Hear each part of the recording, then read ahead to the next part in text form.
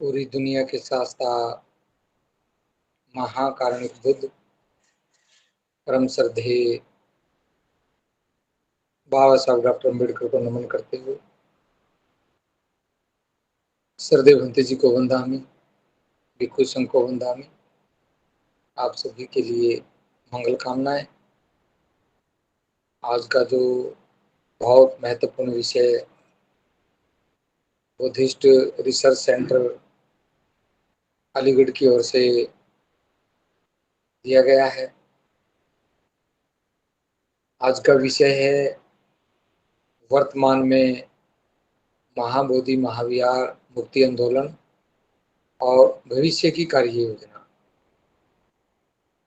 तो हम इस पे सबसे पहले जो वर्तमान में महाबोधि विहार की जो स्थिति है उसके बारे में थोड़ी सी मैं चर्चा करना चाहूँगा कि वर्तमान समय में महाबोधि महाविहार का जो संचालन है वो एक बीटी एक्ट 1949 उसके तहत कार्य चल रहा है।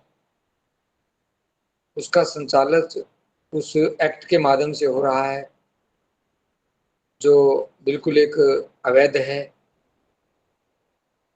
उसमें आज के समय में जो प्रावधान है वो है कि 4 मेंबर तो बौद्धों के नाम से हैं, 4 मेंबर अबौद्धों के नाम से हैं और इस प्रकार ये सिस्टम बना हुआ है। इसी से ये महाबोधि विहार चल रहा है।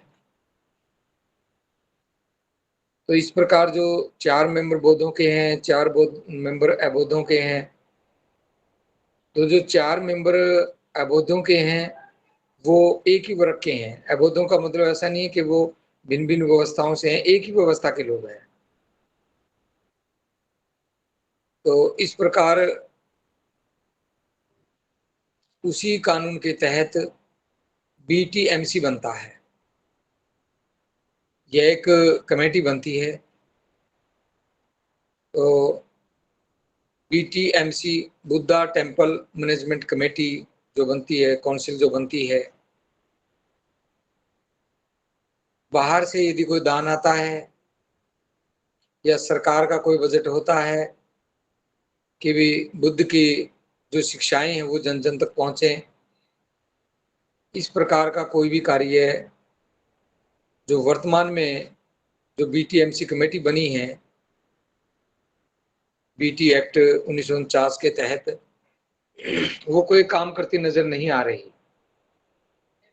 और उसी को लेकर के पूरे देश में एक आंदोलन शुरू हुआ। बस उस आंदोलन का जो मुख्य उद्देश्य है, पहले तो इसका उद्देश्य था कि जो मेंबर हैं उनमें बौद्धों की संख्या बढ़ाई जाए और कुछ विशेष लोग जिन्होंने आवेदन पत्र भी दिया कि भी हमें इसका मेंबर बनाया जाए। ये वर्तमान में जो आंदोलन चल रहा है उसका ये मुख्य उद्देश्य था। तो जब पूरे देश का दबाव पड़ा और पूरे देश में यही बात कही जाने लगी कि जो ये बीटी एक्ट 1949 है ये कानून ही रद्द होना चाहिए, सिर्फ मेंबर बनने से बात नहीं बनेगी। और इस प्रकार की प्रपोजल सरकार ने भी तैयार कर ली थी और उसी के ऊपर आंदोलन था कि अब फार्मूला 6-2 का होने लगे, 6 बौद्ध हों और 2 अबौद्ध हों। तो जैसे ही पब्लिक का दबाव पड़ा और पूरे देश के भिक्षु भी आंदोलन में शामिल हुए, बहुत सारे समाज के प्रतिष्ठित व्यक्ति भी शामिल हुए, तो इस बात का धीरे धीरे करके दबाव बढ़ने लगा कि समझौता नहीं, बीटी एक्ट रद्द होना चाहिए। तो वर्तमान का जो आंदोलन है वो यहीं तक है, इससे आगे कोई नहीं सोच पा रहा। लेकिन मैं समझता हूँ कि भविष्य में यदि इस प्रकार की कार्रवाई होती है तो हम इस एक्ट को भी खत्म करवा पाएंगे और परमानेंट हम इस महाबोधि विहार को भी हम अपने नियंत्रण में ले सकते हैं, बौद्धों के नियंत्रण में हो सकता है। लेकिन उसके लिए कुछ चुनौतियां हैं, उसके लिए हमें कुछ और कार्य भी करने पड़ेंगे। जैसे एक ऐसा भिक्षु संघ बने जो बहुत सारे ऐसे काम करे, ईमानदारी से काम करे और भिक्षु धम्म का प्रचार करें, संखारों से बाहर निकलें, धन की लोलुपता में काम ना करें। जैसे हम देखते हैं कि बहुत सारे लोग चीवर ओढ़ते हैं और वो कुछ महाबोधि विहार में बैठ जाते हैं, कुछ और दूसरी प्रतिष्ठित जगह पे बैठ जाते हैं जहाँ भी महाकार्णिक बुद्ध के महत्वपूर्ण स्थान है। तो और उसके बाद में शाम को कपड़े बदलते हैं और अपने घर चले जाते हैं, अपना घर चलाते हैं। कुछ इस प्रकार के बीच में कुछ लोग शामिल हो गए हैं जिससे भिक्षुओं की मर्यादा भी गिरी है। संखार के लिए, दान के लिए और जब भी कभी भिक्षुओं को इकट्ठा बैठने का अवसर मिलता है तो भिक्षु उस प्रकार की गरिमा स्थापित नहीं कर पा रहे जिस प्रकार की गरिमा महाकार्णिक बुद्ध ने भिक्षुओं की पूरी दुनिया में बनाई, जिसको देख करके उपासक उपासिकाएं भी श्रद्धावान हो जाएं। तो इस प्रकार की जो व्यवस्था है वो देखने को नहीं मिलती और भिक्षु ईमानदारी से ठीक से धम्म का प्रचार नहीं कर पा रहे। ज्यादातर भिक्षुओं का संखारों में ध्यान रहता है।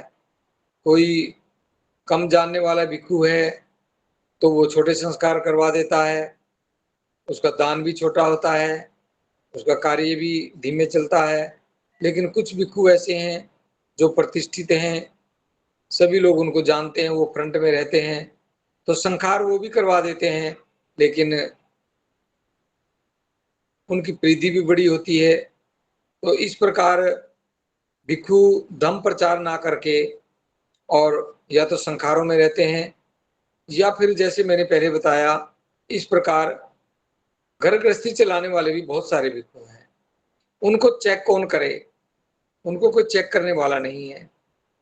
और जैसे भविष्य की योजना बने, भविष्य के बारे में है ये बात कि कम से कम महाबोधि महाविहार में 50 भिक्षु भिक्षुणियां ईमानदारी के साथ वहां पे आए हुए लोगों के साथ धम्म की चर्चा करें, उनको बताएं कि महाकार्णिक बुद्ध का जो जीवन काल रहा, यहाँ पे उन्हें संबोधि प्राप्त हुई। तो जो भी व्यक्ति आए प्रत्येक व्यक्ति के साथ वो बात करें। पहले किसी ने उसको कुछ भी बताया हो, लेकिन जो आप बताएंगे वो सही होगा, अद्भुत होगा। और इसके साथ ही कुछ ऐसे भिक्षु भी प्रशिक्षित किए जाएं जो जापानी भाषा जानते हों, थाईलैंड की भाषा जानते हों, कुछ चाइना की भाषा जानते हों, कुछ और दूसरी भाषा जानते हों। तो निश्चित तौर पे जो विदेशी भिक्षु आते हैं उनको भी ठीक से समझाया जा सके। तो इस प्रकार महाबोधि विहार में कम से कम 50 भिक्षु भिक्षुणियां लगातार रहें। जो 80 फुट प्रतिमा के पास वहां भी कम से कम 20 से 30 तक भिक्षु रहने चाहिए। जो स्लीपिंग बुद्धा है वहां भी प्रचार के लिए कुछ भिक्षुओं का वहां रहना जरूरी है, दान के लिए नहीं, वो सिर्फ प्रचार करें। ज्यादा उनका समय प्रचार पे रहना चाहिए, लोगों को सही दिशा मिलनी चाहिए।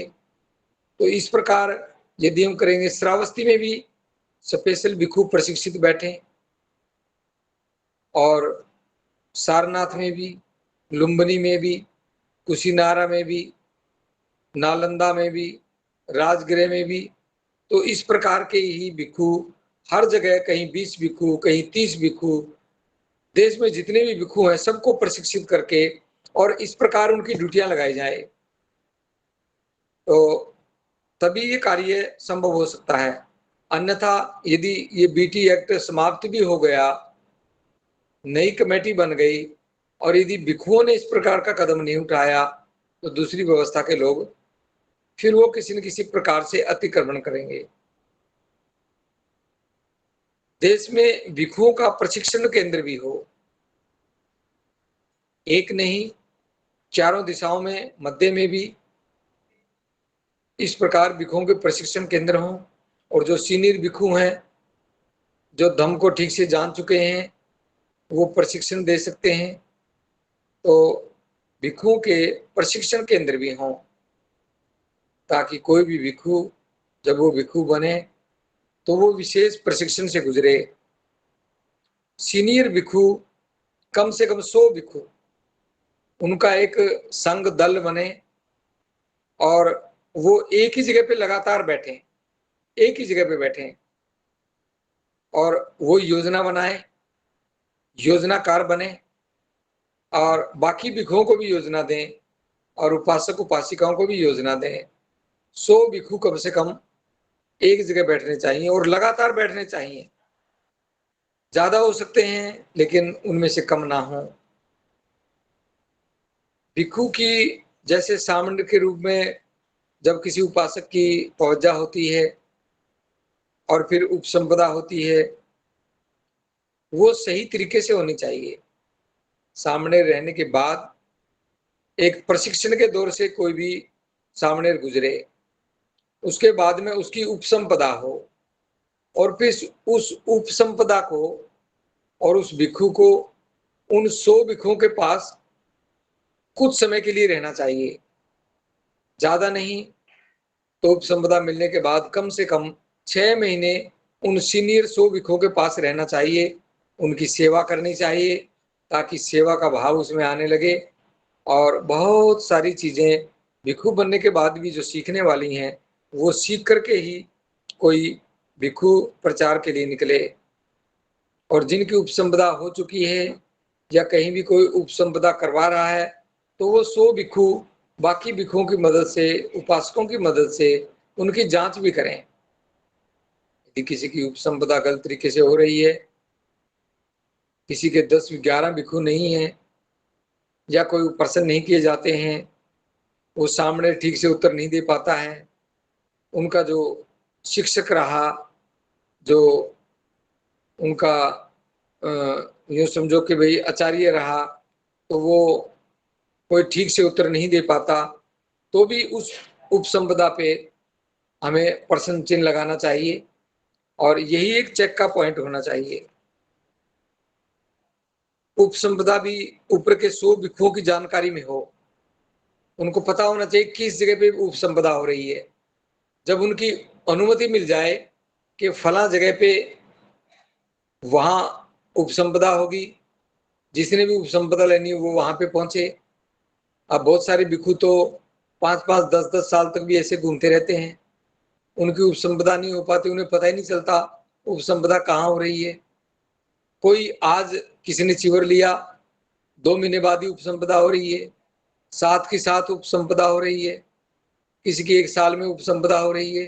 तो इस प्रकार जो पहले जिन्होंने चिवर लिया और वो सीख भी रहे हैं लेकिन उनको उपसंपदा का अवसर नहीं मिलता, तो ये भी जानकारी खुली होनी चाहिए और जो 100 भिक्षु हैं वो इसकी देखरेख करें और इसकी जानकारी भी उनको हो और जो जो सामने भिक्षु बने वो उनके पास कम से कम, जैसे मैंने पहले बताया, 6 महीने कम से कम रहें। भविष्य में इस प्रकार भी करें कि जितने भी बुद्ध विहार हैं, पूरे देश में जितने बुद्ध विहार हैं, प्रत्येक का विवरण उन 100 भिक्षुओं के पास हो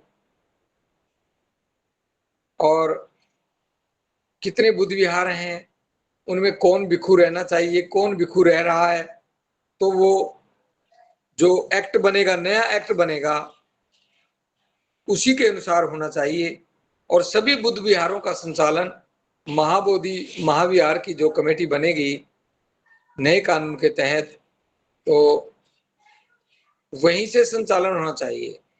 जैसे सभी मस्जिदों का संचालन, सभी गुरुद्वारों का संचालन उनकी हायर अथॉरिटी करती है।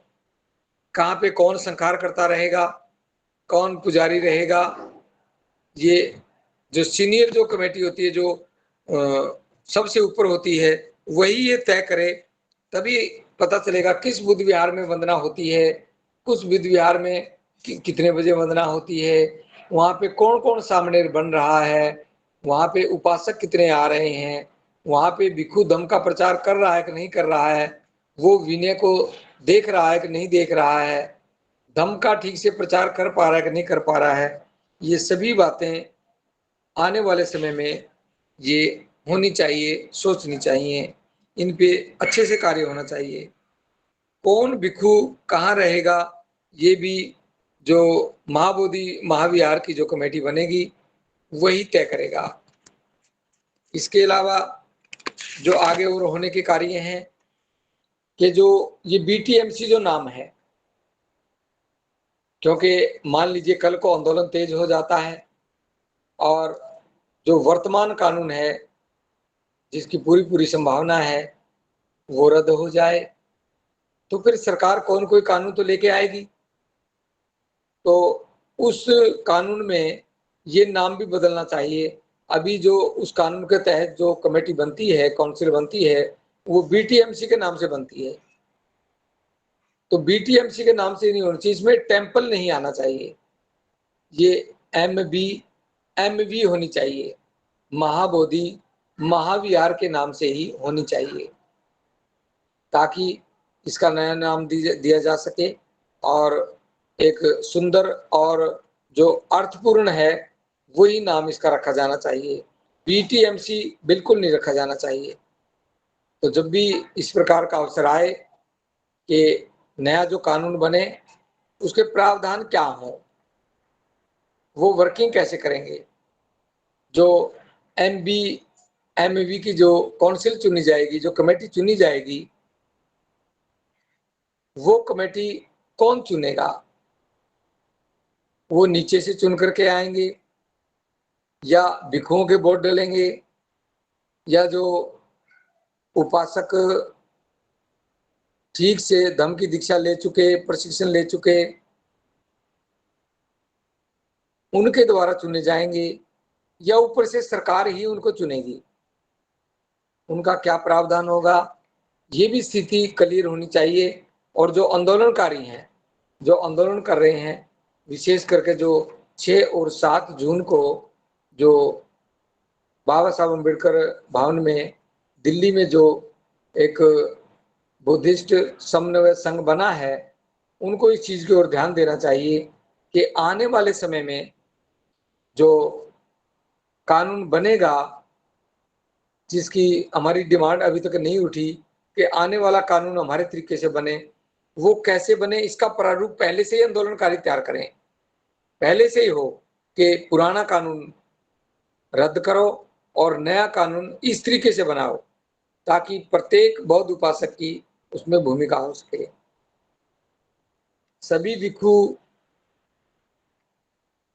एक जगह पे वो वर्षावास करें ताकि 3 महीने वो अलग अलग जगह पे बैठ करके सीनियर भिक्षुओं के सानिध्य में वो धम्म को सीख सकें, नई प्लानिंग कर सकें, और किस प्रकार ऊपर का एमवी का जो आदेश आया है, जो बोध गया की जो कमेटी बनेगी, काउंसिल बनेगी, उनका जो आदेश है वो किस प्रकार का आदेश है, उसके ऊपर भी पूरी 3 महीने लगातार चर्चा रहे। और इस प्रकार की जो वर्षावास है छोटे छोटे बुद्ध विहारों में ना हो करके या तो बोध गया में हो, या सारनाथ में हो, या कुशीनारा में हो, या फिर लुम्बिनी में हो, या फिर श्रावस्ती में हो, या अग्रोहा में हो, या नालंदा में हो, या राजगृह में हो, और भी जो 1-2 और मुख्य स्थान हैं, वहां पे ही सभी भिक्षु अपने सीनियर भिक्षुओं के सानिध्य में वो वर्षावास करें। और यदि आप इसको ठीक से समझेंगे तो आने वाले समय के अंदर तो ये कार्य किया जा सके। तो तभी जाकर के हम ये कह सकते हैं कि अब आने वाला जो कानून बन रहा है वो हमारे अनुसार बन रहा है। यदि भिक्षुओं ने अपना काम नहीं किया, जो मैंने इसमें बताया है, वो अकेले-अकेले रहे, अपने-अपने कार में रहे और जब भी कोई प्रोग्राम हो, स्टेज पे भाषण देने की होड़ लग जाए, मुझे भी माइक दे दिया जाए, मुझे भी माइक दे दिया जाए और बाकी और चीज़ों में भी वो अपनी मनमानी करें, स्टेज पे ज़बरदस्ती माइक खोसें। ऐसा जो प्रयास करता है, जो झगड़ा करता है, जो भिक्षु क्रोधित करता है और औरों को भी क्रोधित करता है, स्वयं भी क्रोधित होता है, तो निश्चित तौर पे इससे धर्म की हानि होगी। तो ऐसे भिक्षुओं को भी चिन्हित करके उनको दूर करना है।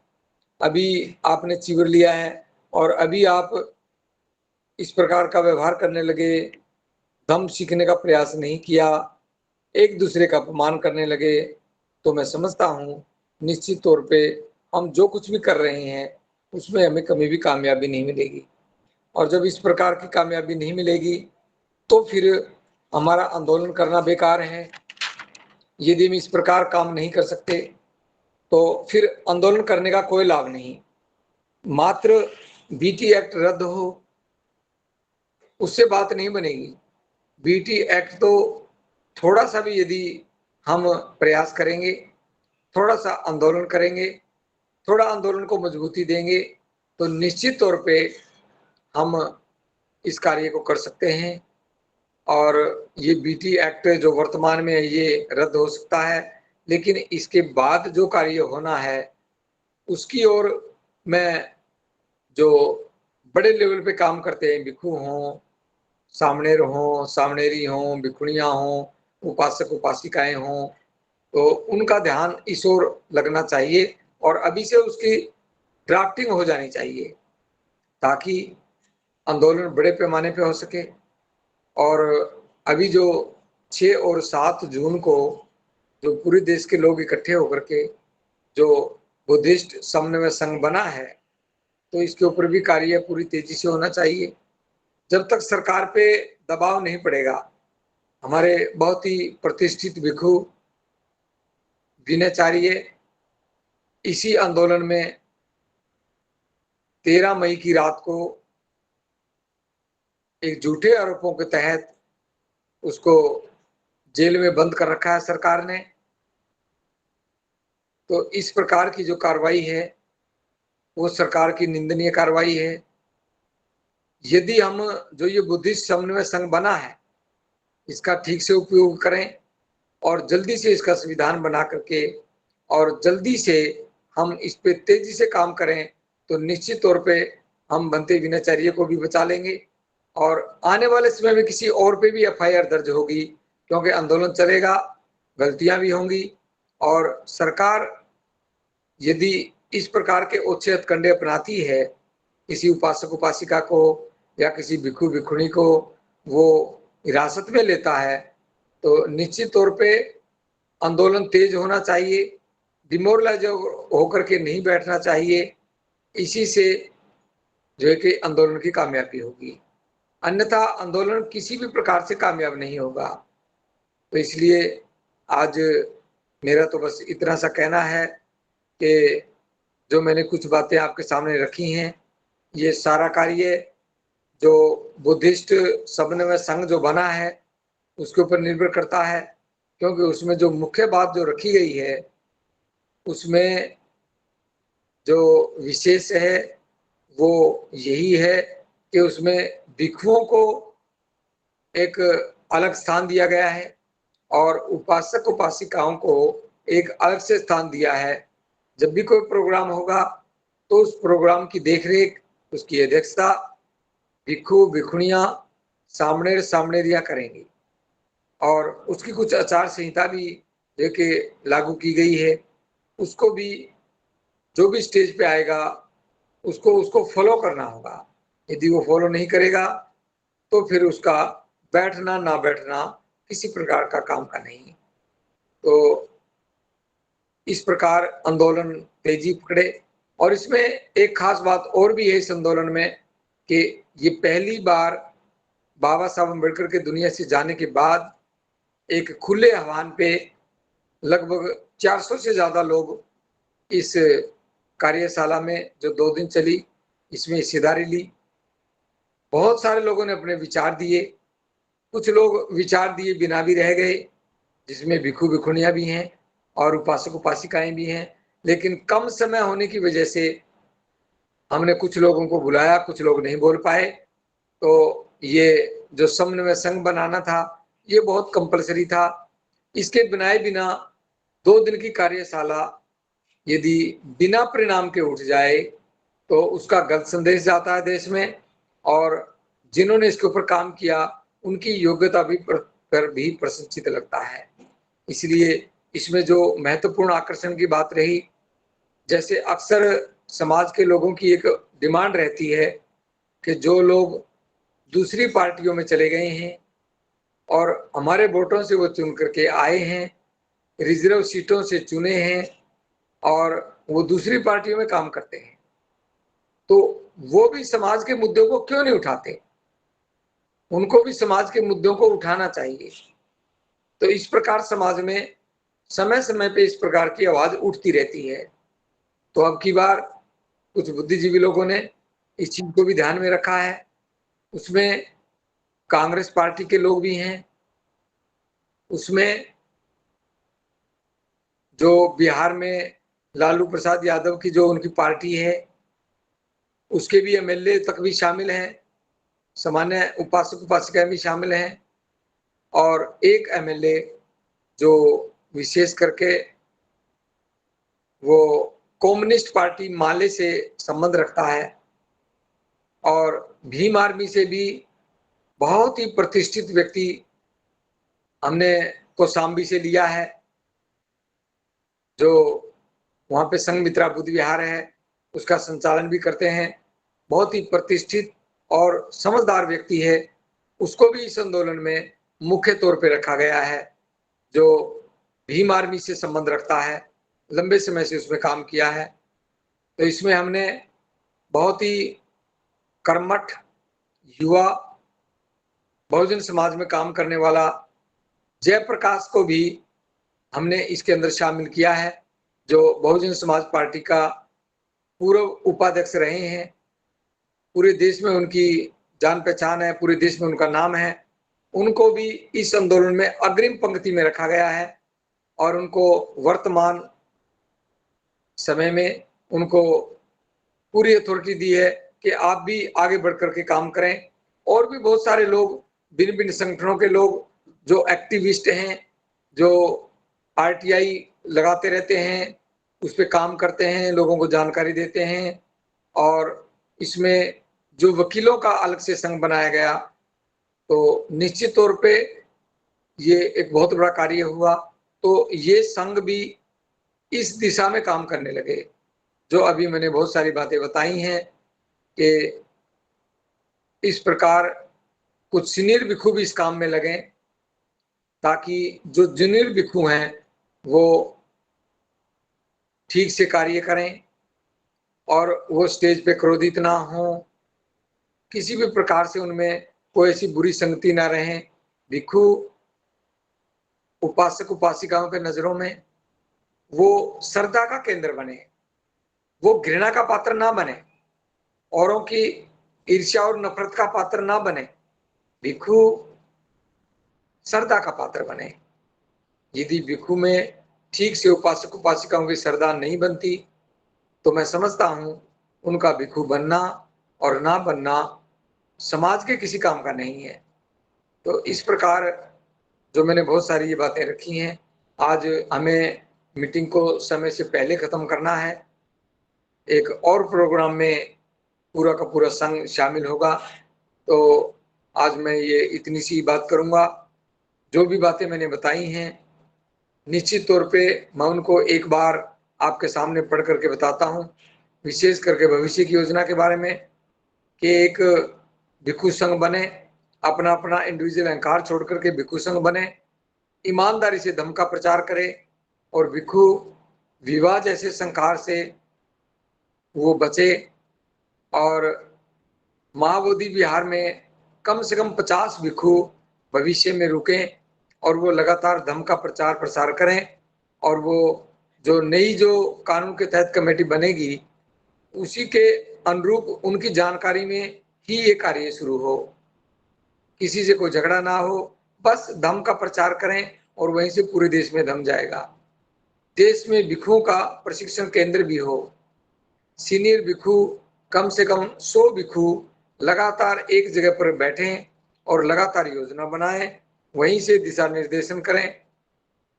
भिक्षु की पवज्जा सामने रूप में, अनागारिक रूप में या फिर उपसंपदा होने से संबंधित उसकी ठीक से जांच हो, वैसे ही किसी की उपसंपदा ना हो जाए।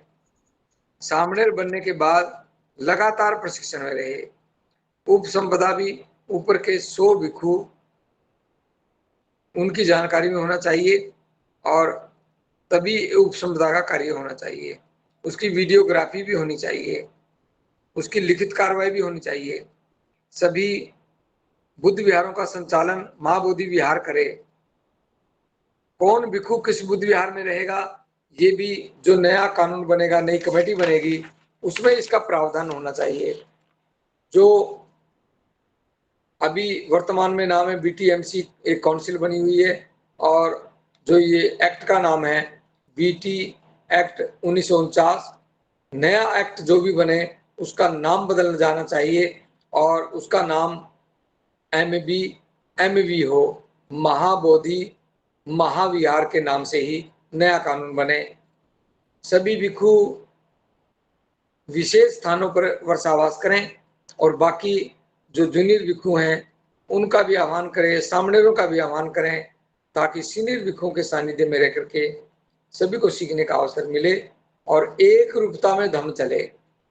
तो इस प्रकार जो आज की ये जो जिम्मेवारी का जो संदेश था वो मैंने आपको देने का प्रयास किया। तो इसमें जो आज का जो विषय है कि वर्तमान में महाबोधि महाविहार, मुक्ति आंदोलन और भविष्य की कार्य योजना, मैंने दोनों बातों पे आपके सामने जिक्र किया है। आपने मेरी बात को ध्यान से सुना, आपका बहुत बहुत मंगल हो। भिक्षु संघ को वंदामि, सरदेवंती जी को वंदामि, सभी उपासक उपासिकाओं के लिए मंगल कामनाएं। सबका मंगल, सबका मंगल, सबका।